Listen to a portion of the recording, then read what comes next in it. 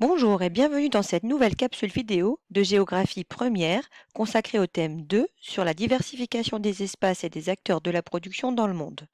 Dans cette seconde capsule vidéo, nous nous demanderons comment la recomposition des espaces productifs favorise-t-elle l'augmentation des flux à l'échelle mondiale. La recomposition des espaces productifs que nous avons évoquée en première partie touche plus particulièrement les métropoles et les littoraux. Les métropoles sont des lieux de pouvoir politique, économique, financier, intellectuel et culturel. À ce titre, ce sont des espaces privilégiés de production des richesses qui attirent les entreprises. Tout d'abord, car elles offrent des infrastructures de qualité. C'est le cas de Singapour, qui, comme on le voit, offre une qualité de vie urbaine, une technologie de l'information et des communications avancées. En effet, elle y déploie la 5G. C'est le troisième centre mondial de raffinage du pétrole. Elle a des infrastructures de transport importantes qu'on voit sur cette carte, un climat d'affaires attractif et elle est en constante recherche d'innovation.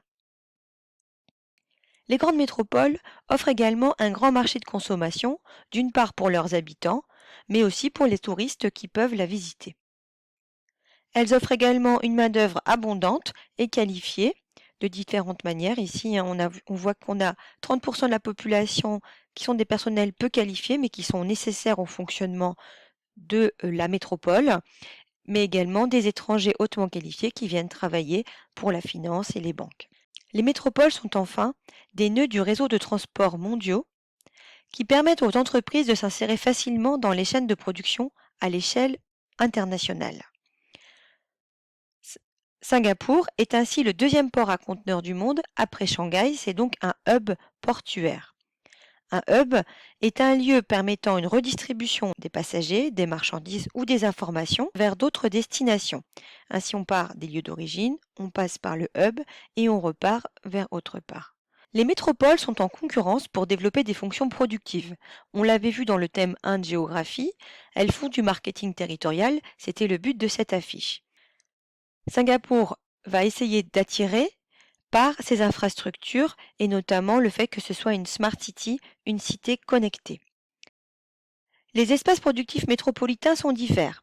On peut en effet y trouver des quartiers des affaires, qui est ici à Marina Bay, des clusters ou technopoles, c'est-à-dire des parcs d'activités qui regroupent des activités de pointe, recherche, haute technologie et de formation supérieure. Donc à Singapour, ils seront ici, dans les corridors technologiques.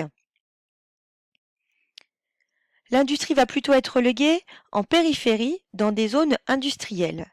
On les voit ici en violet, donc sur la périphérie de l'île, mais pas seulement. On va la retrouver également en périphérie dans les îles autour de Singapour, dans des zones industrielles de la Sijori, la Singapour, État de Johor, archipel de Rio.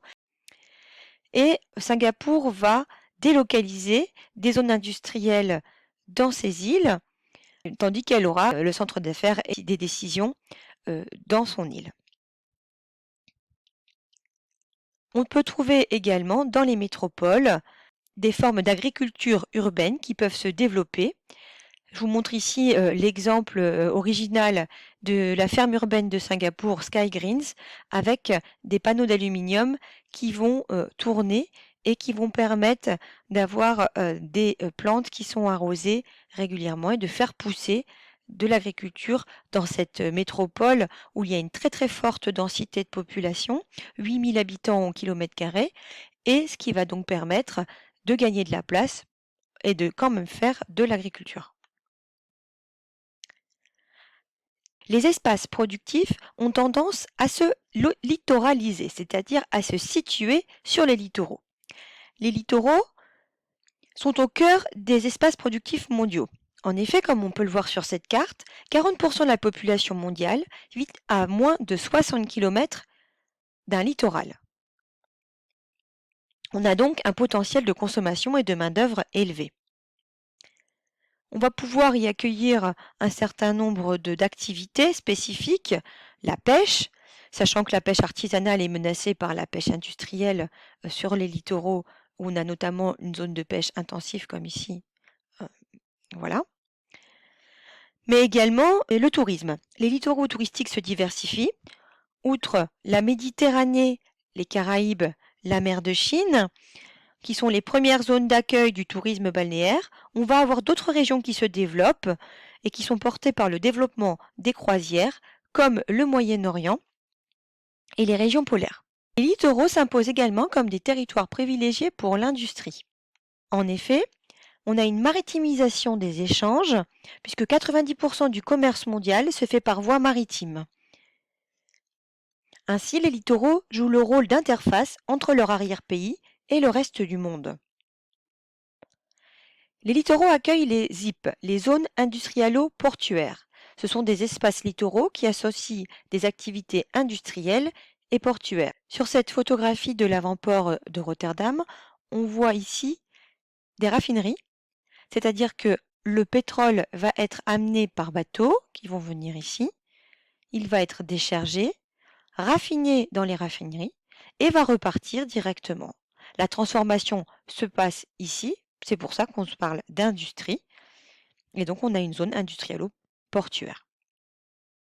Celles-ci sont souvent dotées de zones franches. Ce sont des territoires dans lesquels un État offre des avantages, notamment fiscaux, pour attirer des investissements étrangers et développer des activités à des fins d'exportation.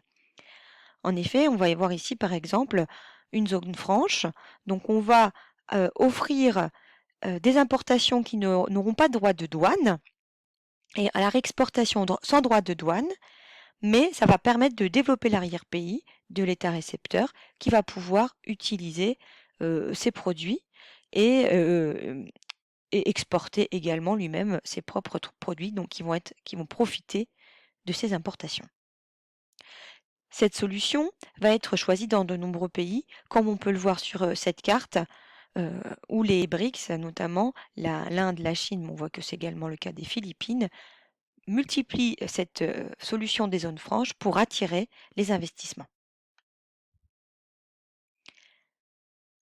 Les grands ports jouent également le rôle de hubs commerciaux continentaux.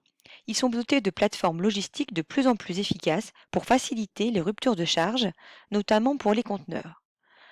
Donc ça veut dire quoi? Ça veut dire que notre bateau va arriver ici avec des conteneurs, il va être déchargé et ces conteneurs déchargés vont être mis soit sur des camions, soit partir sur des trains, soit encore, dans le cas de Rotterdam par exemple, sur des autres bateaux, mais cette fois-ci à destination de l'Europe, comme on le voit ici, vers Duisbourg en Allemagne, vers Liège en Belgique, où ils vont pouvoir plus tard être déchargés sur des camions qui vont partir dans le reste de l'Europe. Donc c'est ce qu'on appelle le feedering. C'est une technique qui consiste à redistribuer des conteneurs entre des ports secondaires et le port principal, et inversement, puisque on peut avoir des productions de l'arrière-pays qui vont remonter les fleuves et vont ensuite arriver au port principal pour être exportées vers le reste du monde. L'avantage est que la localisation portuaire permet aux entreprises de s'approvisionner en matières premières et d'exporter, et que ces ports vont donc jouer le rôle d'animateurs. Grâce à cela, la mondialisation favorise la littoralisation des activités, c'est-à-dire la tendance à la concentration des hommes et des activités sur les littoraux.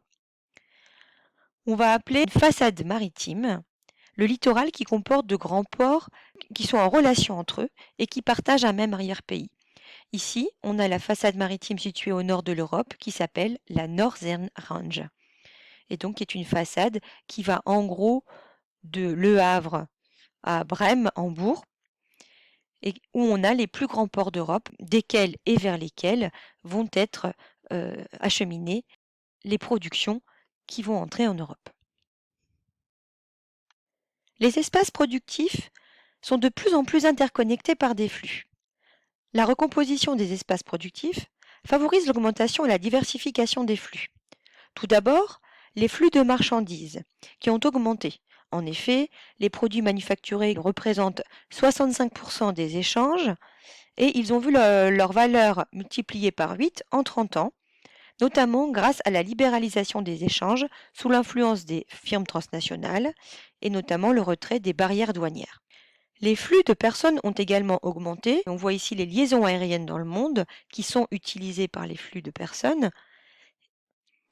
Grâce au développement du transport aérien, on a une multiplication du nombre de touristes qui a été multiplié par 3 en 25 ans. C'est-à-dire qu'on a 1,4 milliard de touristes en 2018. Les flux financiers circulent également librement et augmentent. On peut le voir ici, cette circulation des flux de capitaux qui est permanente et qui utilise notamment les connexions Internet pour les achats et la vente en bourse. Les IDE, les investissements directs à l'étranger, ce sont les mouvements internationaux de capitaux entre un pays émetteur, l'investisseur, et un pays récepteur, où l'investisseur prend le contrôle d'une entreprise ou d'un secteur. On va avoir des rachats d'entreprises pour pouvoir investir et se développer ailleurs dans le monde. Dernier flux, les flux d'information et de communication. Avec le développement d'Internet, plus de 4 milliards d'internautes et 1,2 milliard d'emails sont envoyés chaque heure dans le monde. Notons que ces flux Internet passent par des câbles optiques sous-marins et non pas par les ondes. Enfin, on peut voir que cette mise en réseau du monde est caractéristique de la mondialisation. Les espaces productifs sont donc interdépendants, mais cela crée des problèmes. Si le pétrole augmente dans une des régions du monde où il est produit, alors on aura une augmentation qui se fera à la pompe ailleurs et qui peut provoquer des gros problèmes, comme on l'a vu dans les années 70 avec les crises du pétrole et de l'énergie. Aujourd'hui, la crise du coronavirus en Chine a provoqué des problèmes d'approvisionnement en médicaments dans le reste du monde. Notons donc que cette mise en relation du monde reste sélective. Les flux privilégient les métropoles et les façades maritimes, et notamment un certain nombre de grandes puissances, les États-Unis, l'Union européenne, la Chine et le Japon, donc les pays de la nouvelle triade. On a l'arrivée de nouveaux pays et de nouvelles régions comme en Afrique. Donc c'est dans ce sens que les flux se recomposent en partie avec la Chine et un certain nombre de pays qui investissent en Afrique.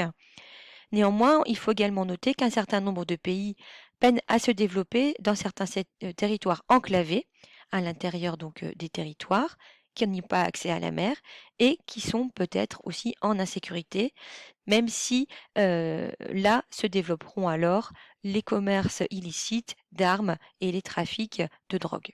Voilà comment se recomposait le monde avant la crise du coronavirus. Cette nouvelle crise pose un certain nombre de questions. Que va-t-on faire après? Va-t-on démondialiser, relocaliser en France, déglobaliser, faire une décroissance? C'est toute la question. Ces questions se posent, mais elles ne trouveront une réponse qu'après la crise. Alors en attendant, restez chez vous. À bientôt!